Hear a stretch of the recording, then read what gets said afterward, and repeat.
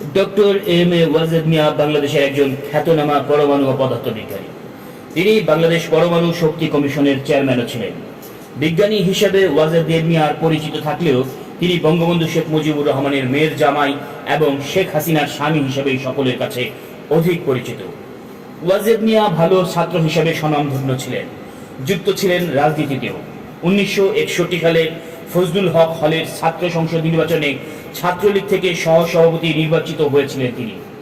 বঙ্গবন্ধুর সঙ্গে তার ছিল সখ্যতা, সকলের মতো ডাকতেন মুজিব ভাই বলে। কিন্তু সময়ের পরিক্রমায় তিনি শেখ পরিবারের মেয়ের জামাই হয়ে গেলেন। কিভাবে বিয়ে হয়েছিল শেখ হাসিনা ও ওয়াজেদ মিয়ার সেই ঘটনাই জানাবো আজকে। ওয়াজেদ মিয়ার লিখিত বঙ্গবন্ধু শেখ মুজিবকে ঘিরে কিছু ঘটনা ও বাংলাদেশ, এই বইতে শেখ হাসিনার সাথে তার বিয়ের ঘটনা উল্লেখ করেছে। এই বইতে ওয়াজেদ মিয়া উল্লেখ করেছেন, অনেকে জিজ্ঞেস করতেন আমার কেমন পাত্রী পছন্দ। উত্তরে আমি বলতাম, পাত্রী হিসাবে কোনো ক্রমেই কোটিপতির কন্যা কিংবা আপস্টের মেয়ে হওয়া চলবে না। মধ্যবিত্ত শিক্ষিত পরিবারের মেয়ে হলে আমি খুশি হব। মেয়েকে অবশ্যই রুচিসম্পন্ন, অমায়িক ও সদাচার স্বভাবের হতে হবে।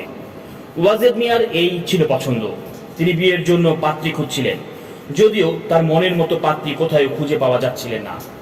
হঠাৎ ওয়াজেদ মিয়ার ঘনিষ্ঠ বড় ভাই মতি তাকে বললেন, তুমি মুজিব ভাইয়ের মেয়ে শেখ হাসিনাকে দেখেছো? ও কয়েকদিন আগে আমাদের বাসায় এসেছিল।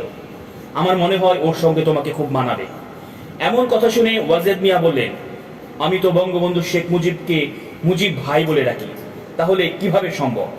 তখন মতি ভাই বললেন, সেটা তো রাজনৈতিক সম্পর্ক, নিকট আত্মীয় বা রক্তের কোনো সম্পর্ক নয়।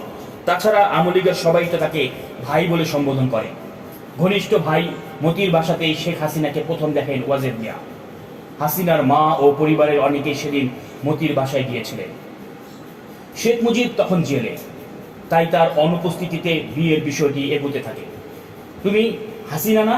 এটাই ছিল শেখ হাসিনার সাথে ওয়াজেদ মিয়ার প্রথম কথা। এরপর পারিবারিকভাবে বিয়ের সিদ্ধান্ত হয়। আংটি পরাতে এসে ওয়াজেদ মিয়া লক্ষ্য করেন আংটিটি ছোট হয়েছে, তাই শেখ হাসিনার বিয়ের আংটি আর কখনো পরা হয়নি। 25,000 টাকা দেনমোহরে বিয়ে সম্পূর্ণ হয়। ওয়াজেদ মিয়া শেখ মুজিবুর রহমানের সাথে দেখা করতে জেলখানায় যান। এ সময় শেখ মুজিব মেয়ের জামাইকে জড়িয়ে ধরেন এবং রোলেক্স ঘড়ি পরিয়ে দেন। ঘড়ির ঘায়ে আটকে থাকা কাগজের মূল্যে লেখা ছিল 1200 টাকা। বিয়ের পর শেখ হাসিনার মা ওয়াজেদ মিয়াকে বলেছিলেন, বাবা তুমি তো বুঝতেই পারছো, মুরব্বী বলতে এ বাসায় কেউ নেই। কামাল এখনো অনেক ছোট, তাছাড়া কোনো আত্মীয় স্বজনও ভয়ে এ বাসায় বিশেষ একটা আসে না। তুমি আমার বড় ছেলের মতো। শেখ সাহেব অনুমতি দিয়েছে, যথাসম্ভব তুমি আমাদের সঙ্গে থাকবে। এরপর প্রতি রাতের খাবার খেয়ে ওয়াজেদ মিয়া তার বাসায় চলে আসতেন। কিছুদিন যাবার পর একদিন হাসিনার বান্ধবী ফুফাতো বোন শেলি জোরপূর্বক বাসায় থাকতে বাধ্য করেন। এরপর থেকে প্রায় রাতে শেখ সাহেবের বাসায় থাকতেন ওয়াজেদ মিয়া। ওয়াজেদ মিয়া শেখ পরিবারের সদস্য হলেন। তবে রাজনৈতিক মহল ও বিভিন্ন বইতে উল্লেখ রয়েছে, পরবর্তী জীবনে শেখ হাসিনা ও ওয়াজেদ মিয়ার সম্পর্ক খুব একটা ভালো ছিল না, যদিও সামাজিকভাবে তারা একত্রিত ছিলেন ওয়াজেদ মিয়ার মৃত্যুর আগ পর্যন্ত।